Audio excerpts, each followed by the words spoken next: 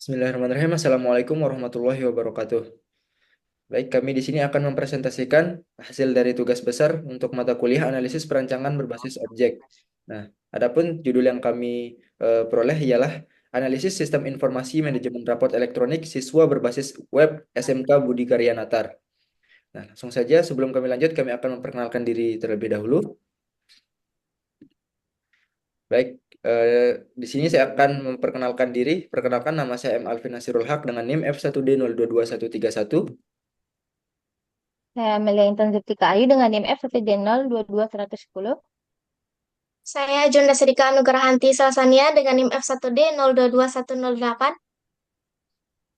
Saya Shaltara Media dengan NIM F1D022107. Oke.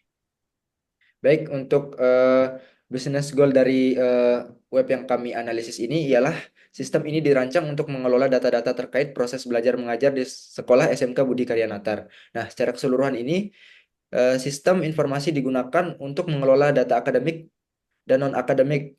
Nah, itu nanti seperti kegiatan ekstrakurikuler, kepribadian, presensi, dan catatan guru, serta data terkait guru dan kelas di SMK Budi Karya Natar tersebut. Nah, dengan adanya sistem informasi raport ini yang terintegrasi dan user-friendly, seluruh permasalahan di atas dapat diatasi dengan baik. Nah, jadinya sistem yang kami analisis ini nantinya akan mempermudah pihak sekolah, terutama guru, dalam mengelola data-data akademik dan non-akademik. Nah, nanti dengan sistem raport ini diharapkan seperti itu sehingga siswa secara efisien dan terstruktur mengenai manajemen raportnya.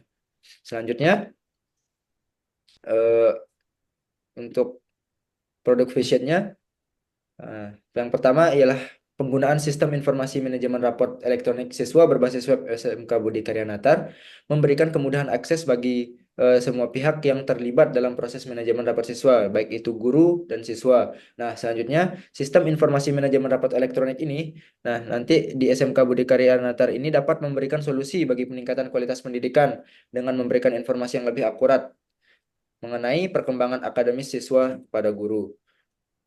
Nah, selanjutnya mengenai kebutuhan perangkat yang digunakan dalam web raport elektronik Budi Karya Natar ini, yang pertama terdapat perangkat kerasnya seperti laptop dan mouse, namun mouse ini opsional. Selanjutnya untuk perangkat lunaknya atau softwarenya, yang pertama kita memerlukan web browser untuk melakukan eh, run atau eh, ngejalanin webnya. Selanjutnya kita menggunakan XMPP nanti untuk mengelola database-nya. Selanjutnya kita menggunakan text editor Visual Studio Code nanti untuk melihat dari dalamnya seperti yang digunakan metodenya atau kelasnya dan yang lain sebagainya. Nah, selanjutnya di sini use case. Nah, use case di sini terdapat tiga aktor. Yang pertama guru, yang kedua siswa, dan ketiga itu pegawai. Nah, di guru ini dia dapat melakukan kelola nilai siswa, kelola presensi siswa, dan kelola catatan siswa. Dan siswa itu bisa akses data pribadi, akses nilai pribadi, akses catatan pribadi, akses presensi kelas, dan pegawai bisa kelola data guru, kelola data siswa, dan kelola mata pelajaran. Nah, jadi yang dilakukan di dalam sistem ini yang pertama ialah bisa melihat nilai siswa, menambah nilai siswa, mengubah nilai siswa, menghapus nilai siswa itu bisa dilakukan di guru di bagian kelola nilai siswa. Selanjutnya di kelola presensi siswa bisa melihat presensi siswa, menambah presensi siswa, mengubah presensi siswa, serta menghapus presensi siswa. Selanjutnya yang terakhir di aktor guru ini yang mengenai kelola catatan siswa ialah itu menambah catatan, mengubah catatan, menghapus catatan, melihat profil. Nah, selanjutnya untuk aktor siswa yang pertama terdapat akses data pribadi yang terdiri dari melihat profil siswa itu sendiri. Selanjutnya akses nilai pribadi, jadinya siswa itu bisa melihat nilainya sendiri. Selanjutnya akses catatan pribadi itu nanti siswa itu bisa melihat catatannya pribadi, menambah catatan, mengubah catatan, serta menghapus catatan. Nah, selanjutnya di yang terakhir di siswa itu ialah akses presensi kelas. Nah, jadinya nanti siswa itu bisa mengabsen atau menambah presensi siswa. Selanjutnya, untuk aktor pegawai, yang pertama terdapat kelola data guru itu terdiri dari melihat data guru, menambah data guru, serta mengubah data guru. Selanjutnya, yang kedua, kelola data siswa, itu bisa pegawai bisa melihat data siswa baru, menambah data siswa baru, serta mengubah data siswa baru. Dan yang terakhir, untuk aktor pegawai ini ialah kelola mata pelajaran. Nah, di mana nanti kelola mata pelajaran ini, eh, aktor pegawai ini bisa menghapus data siswa, menambah mata pelajaran, serta melihat mata pelajaran. Nah, selanjutnya untuk eh, tiga aktor ini nanti akan login atau login di page yang sama. Yang nanti untuk lebih jelasnya saya jelaskan di desain interface-nya.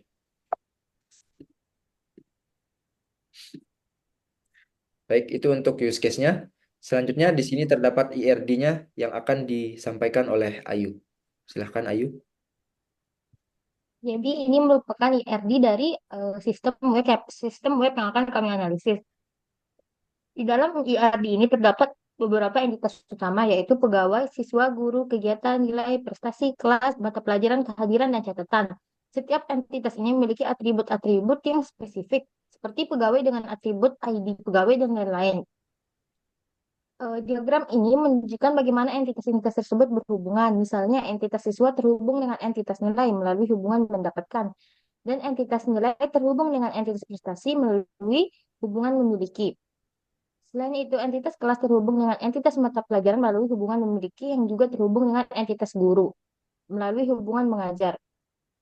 Kemudian hubungan-hubungan ini menunjukkan aliran data dan interaksi antar entitas dalam sistem informasi akademik yang dapat membantu dalam mengelola data siswa. Mengelola data siswa, kehadiran, nilai kegiatan, dan informasi lainnya. Kemudian entitas ini juga memiliki kardinalitas seperti kardinalitas one-to-one, one-to-many, dan many-to-many. Sekian.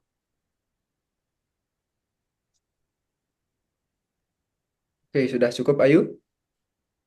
Sudah. Baik. Untuk selanjutnya mengenai aktor-aktor di dalam sistem web SMK Budi Karya Natar ini akan disampaikan oleh Mei. Mei, silahkan. Eh, untuk web yang kita gunakan di sini terdapat beberapa aktor. Di sini untuk aktor yang pertama ada pegawai. Pegawai ini bisa mengolah data guru, melihat data guru baru, menambah data guru baru, serta mengubah data guru baru. Selain itu, pegawai ini juga bisa menghapus data guru baru, mengolah data siswa, melihat data siswa baru, menambah data siswa baru, mengubah data siswa baru, menghapus data siswa baru, mengolah mata pelajaran, menambah mata pelajaran, dan mengubah mata pelajaran. Next.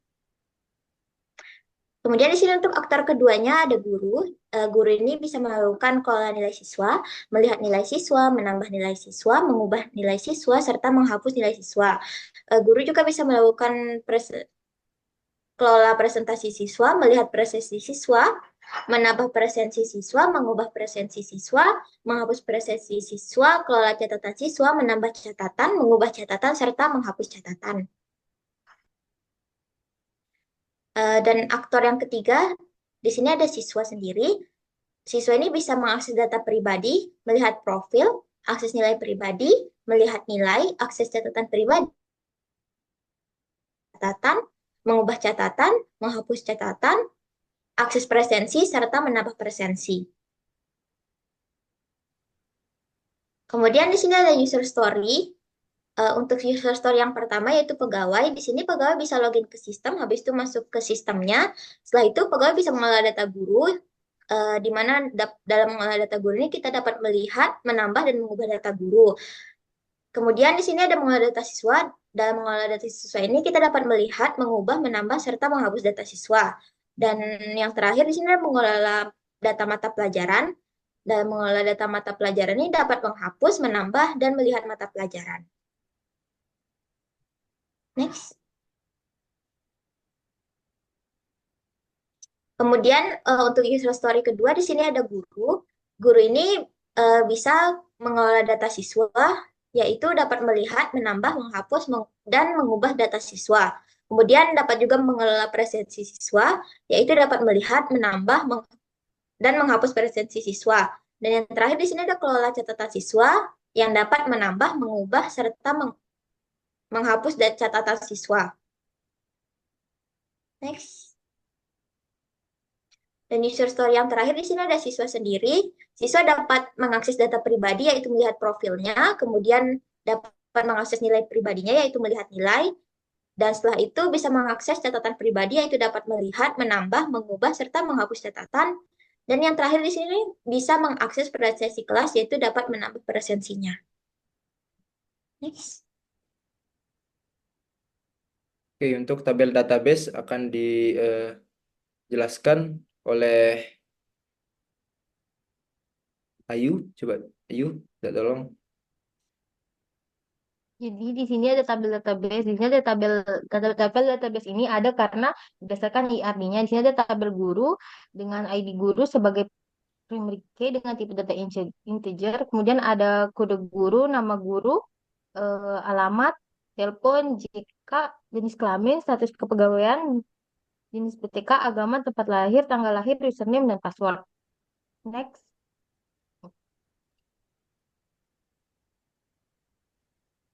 Yang kedua ada tabel catatan dengan kolom ID, NIS, tahun ajaran, semester, dan catatan. Next. Kemudian ada tabel kegiatan yang isinya ada ID kegiatan, NIS, tahun ajaran, semester, nama, alamat, lama dan waktu, nilai dan predikat. Next. Kemudian di sini ada tabel kelas dengan isinya ID kelas, kode kelas, nama kelas, bidang studi, program studi keahlian, kompetensi keahlian, nama wali kelas dan semester. Next. Di sini ada tabel kepribadian dengan isinya ID, NIS, tahun ajaran, semester, kelakuan, kerajinan, kerapian, komponen, predikat, dan kategori. Next. Kemudian di sini ada tabel mapel dengan ID mapel sebagai primary key, kode mapel, kategori mapel, dan nama mapel dengan tipe data varchar. Udah. Next.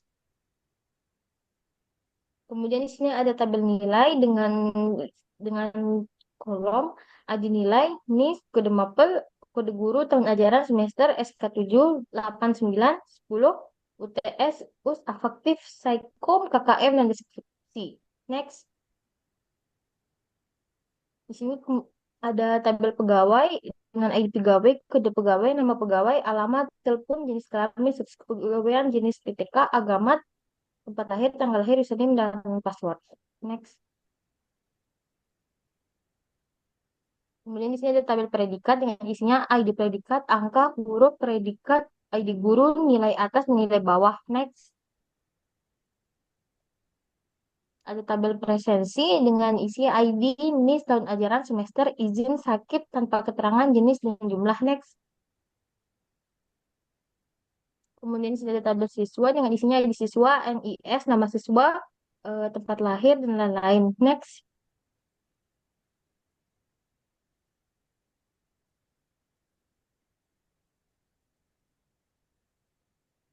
Masuk. Oke, kelas diagram. Lanjut, Yu. Jadi kelas diagram ini menggambarkan struktur sistem informasi akademik dengan beberapa kelas utama yaitu login, dashboard, home, pegawai, guru, siswa, user, kelas, mapel, siswa, predikat, dan nilai. Setiap kelasnya memiliki atribut dan metode yang spesifik. Misalnya kelas pegawai memiliki atribut ID pegawai, kode pegawai, nama pegawai, alamat, telepon, jenis kelamin, tempat lahir, tanggal lahir, username, dan password. Serta memiliki metode seperti tambah pegawai, simpan pegawai, hapus pegawai, lihat pegawai, dan update pegawai. Kelas diagram ini juga mencakup relasi antar kelas melalui asosiasi. Menunjukkan bagaimana setiap kelas berinteraksi dalam sistem. Sekian. Next. Oke, untuk objek diagramnya akan disampaikan oleh Ajun. Baik, ini merupakan tampilan dari objek diagram web yang kami analisis. Di sini ada beberapa tabel. Yang pertama ada tabel pegawai, yang isinya ada ID pegawai, kode pegawai, nama pegawai, alamat telepon, eh, agama, tempat lahir, tanggal lahir, divisi, username, dan password. Nah, tabel ini digunakan untuk menyimpan data pegawai sekolah seperti identitas, kontak, dan informasi kepegawaian lainnya. Selanjutnya ada tabel guru, yang dimana tabel guru ini berisi ID guru, kode guru, nama guru, alamat, telepon, agama, tempat lahir, tanggal lahir, status kepegawaian, jenis PTK, username, dan password.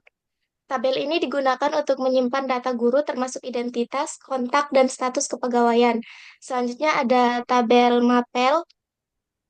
Nah, tabel mapel ini berisi ID mapel, kode mapel, kategori mapel, dan nama mapel. Ini digunakan untuk menyimpan data mata pelajaran yang ada di sekolah. Selanjutnya ada tabel kelas. Tabel ini berisi ID kelas, kode kelas, nama kelas, program studi kelas, kompetensi keahlian, nama wali kelas, dan semester. Tabel ini digunakan untuk menyimpan data kelas termasuk nama kelas, program studi, dan wali kelas. Selanjutnya ada tabel siswa yang berisi ID siswa, NIS, nama siswa, tempat lahir, tanggal lahir, agama, nama ayah, nama ibu, pekerjaan ibu, asal sekolah, alamat, telepon, tanggal daftar sekolah, ID kelas, username, dan password. Tabel ini digunakan untuk menyimpan data siswa termasuk identitas, kontak informasi orang tua, dan kelas. Selanjutnya ada tabel catatan. Eh, Tabel Jun, ini berisi. cukup untuk objek diagramnya karena ngambil sampel aja tidak dijelaskan semuanya. Mungkin lanjut untuk sequence diagramnya untuk mempersingkat waktu. Baik, di sini ada scan diagram. Yang pertama itu ada all user. Aktor ini mewakili semua pengguna yang berinteraksi dengan sistem. Nah, pertama itu ada halaman login. Ini adalah antarmuka halaman login tempat pengguna memasukkan kredensial mereka. Ada controller objek kontrol yang menangani logika pemrosesan. Selanjutnya ada model, objek entitas yang berinteraksi dengan penyimpanan data, dan beranda, halaman beranda atau dashboard yang dicapai pengguna setelah berhasil login. Nah, alur prosesnya itu adalah all user memulai aksi dengan memanggil metode index, dan kemudian diproses oleh controller dengan metode proses login, kemudian memanggil metode form validation untuk memvalidasi data yang dimasukkan pengguna. Nah, jika validasi berhasil, controller mengatur sesi pengguna dengan set out dan mengarahkan ke dashboard dengan set dashboard. Next.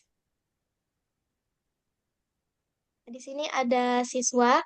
Aktor ini mewakili siswa yang ingin mencetak atau melihat rapot mereka. Selanjutnya ada kelas. Objek ini mewakili kelas yang berisi daftar siswa dan nilai. Objek ini memiliki nilai atau data akademik siswa. Alur prosesnya adalah siswa memulai aksi dengan memanggil metode index yang kemudian diterima oleh kelas dan memprosesnya dengan metode list kelas atau sparm yang mengembalikan daftar kelas berdasarkan parameter yang diberikan. Kemudian memanggil metode list siswa sparm untuk mendapatkan daftar siswa dalam kelas tersebut. Nah, kemudian nilai menerima permintaan untuk mendapatkan data semester dengan metode get semester atau tabel sparm. Nilai membaca data dan mengembalikan hasilnya dengan baca data. Ya, kemudian nilai mengirimkan data nilai siswa dengan nilai siswa dan menerima data dan memprosesnya untuk mencetak rapot dengan cetak rapot. Next. Di sini ada guru. Aktor ini mewakili guru yang mengelola nilai siswa. Selanjutnya ada mengelola nilai. Objek ini mewakili antarmuka atau modul yang digunakan guru untuk mengelola nilai. Selanjutnya itu ada kontrol nilai. Objek kontrol yang menangani logika pemrosesan nilai. Dan nilai, objek yang menyimpan data nilai siswa. Siswa, objek yang mewakili data siswa. Dan kelas, objek yang mewakili data kelas. Nah, alur prosesnya itu adalah pertama, guru memulai aksi dengan memanggil metode indeks pada objek mengelola nilai, yang kemudian diproses dan dipanggil melalui metode getData stable sparm pada kontrol nilai untuk mendapatkan data yang diperlukan. Selanjutnya, kontrol nilai kemudian memanggil metode nilai kelas pada objek nilai untuk mendapatkan daftar siswa dalam kelas tertentu. Selanjutnya, nilai mengembalikan daftar siswa tersebut ke kontrol nilai yang kemudian diproses dan dipanggil menggunakan metode update untuk memperbarui nilai siswa.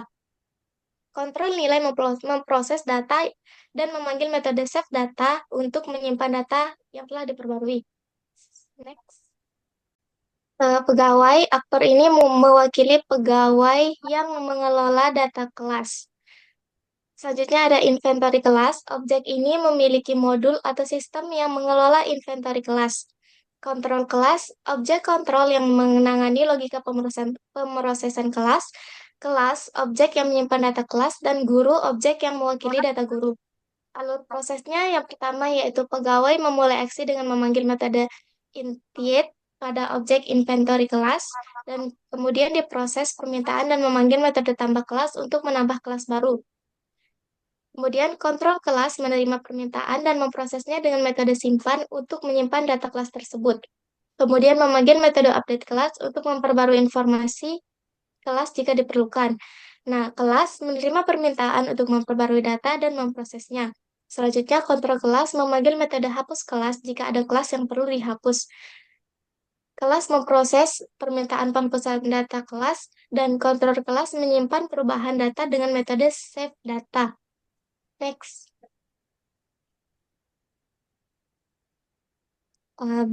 Baik, di sini ada activity diagramnya, yang dimana activity diagram ini merupakan login masing-masing user. Yang pertama yaitu pegawai, dimulai dengan mulai, kemudian login ke sistem, mengisi username, mengisi password, memilih rule, validasi login apabila password benar, maka eh, berhasil login. Apabila password salah, maka kembali untuk mengisi username, password, memilih rule. Begitupun dengan user guru dan siswa. Next. Nah, ini merupakan diagram di siswa yang ingin melihat raport.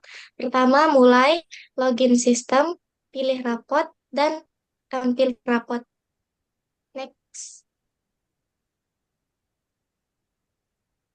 Ini merupakan diagram untuk menginput nilai siswa yang dilakukan oleh user guru yang dimulai dengan login sistem, pilih kelas, pilih siswa, input nilai. Nah, jika inputan berhasil, maka nilai tersimpan. Apabila tidak berhasil, maka kembali menampilkan pesan error. Next. Ini merupakan diagram untuk mengelola data siswa yang dilakukan oleh user pegawai yang dimulai dengan login sistem, pilih kelola data siswa, yang dimana ada beberapa fitur yaitu ubah data siswa, tambah data siswa baru, simpan data siswa baru, update data siswa baru, dan hapus data siswa. Next. Oke, terima kasih untuk teman-teman saya sudah menjelaskan untuk diagram-diagram tersebut. Selanjutnya di sini saya akan menjelaskan mengenai desain interface dari web eh, sistem informasi rapat elektronik di SMK Budi Karya Natar.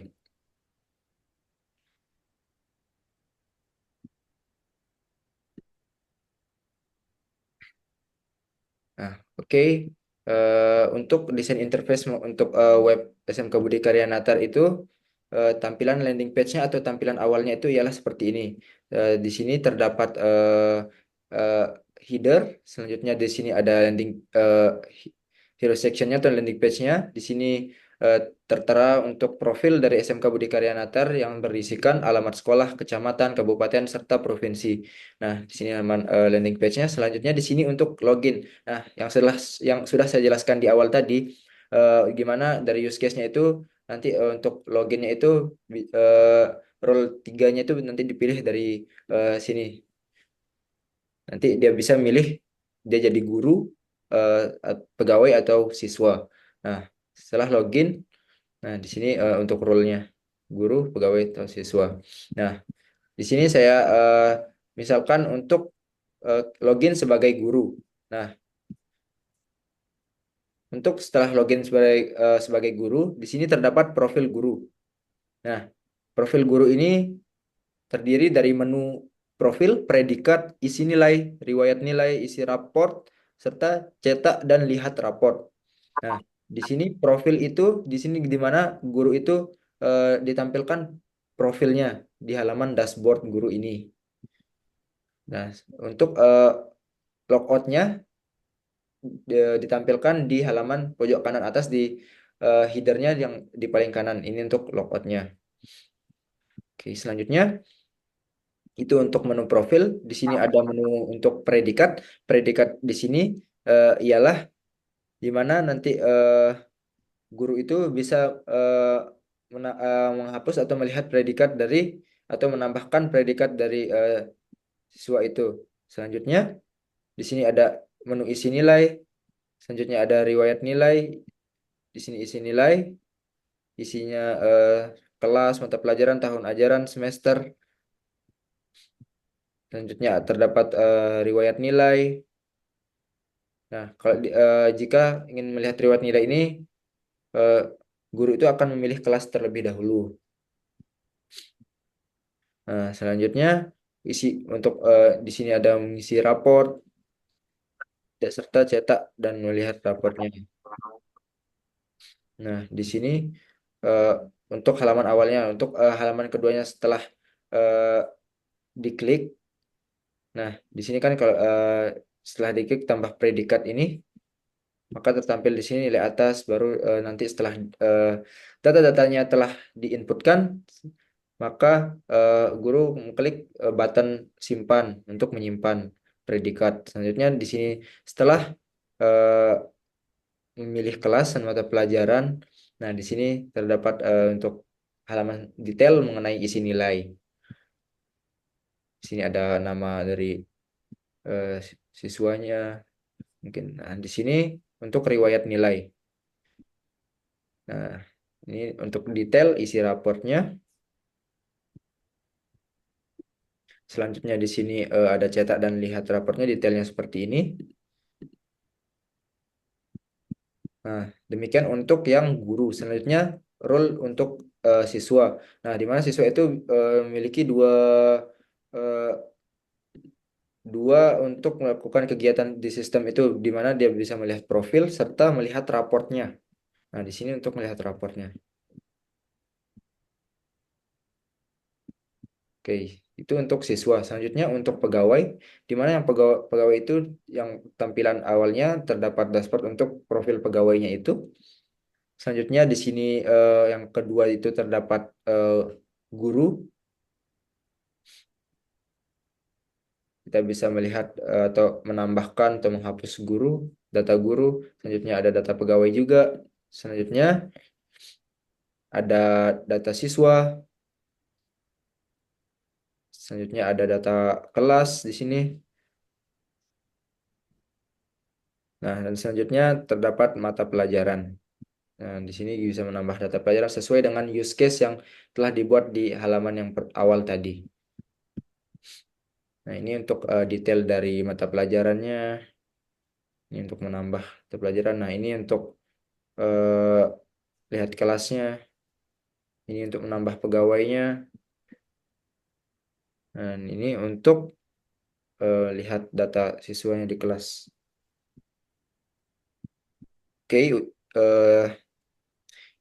demikian untuk mengenai desain interface untuk sistem eh, rapot elektronik di SMK Budi Karya Natar. Nah, di mana desain interface-nya ini tidak hasil dari screenshotan dari webnya. Bisa dilihat di sini. Oke, mungkin demikian yang bisa kami sampaikan mengenai mengenai eh, tugas besar analisis perancangan berbasis objek di tahun 2024 ini. Mungkin demikian yang bisa kami sampaikan. Kurang lebihnya mohon dimaafkan. Wabillahi taufiq wal hidayah. Assalamualaikum warahmatullahi wabarakatuh.